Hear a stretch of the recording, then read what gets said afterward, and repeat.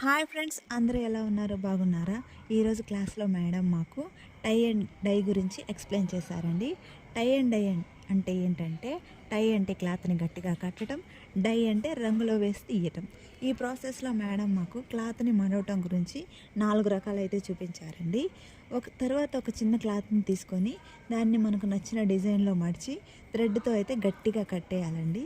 తర్వాత చల్లని నీటిలో 5 నిమిషాలు ఉంచిన తర్వాత బకెట్లో వేడి నీటి తీసుకొని డైని కలుపుకోవాలి. తర్వాత క్లాత్ని డైలో వేసి 5 నిమిషాలు ఉంచిన తర్వాత వేడే బకెట్లో డై ఫిక్సర్ని కలుపుకొని క్లాత్ని ఫిక్సర్లో ఉంచి గట్టిగా పిండుకోవాలి. తర్వాత థ్రెడ్ కట్ చేస్తే చాలు, మా డిజైన్ అయితే వచ్చేసింది ఫ్రెండ్స్. అందరూ చాలా హ్యాపీగా మా డిజైన్ చూడండి మేడం, మా డిజైన్ చూడండి మేడం అంటూ మేడంకి చాలా హ్యాపీగా చూపించాము. మా డిజైన్ అయితే ఎలా ఉందో కామెంట్ చేసి, షేర్ చేసి, లైక్ చేయండి. Thank you all of you.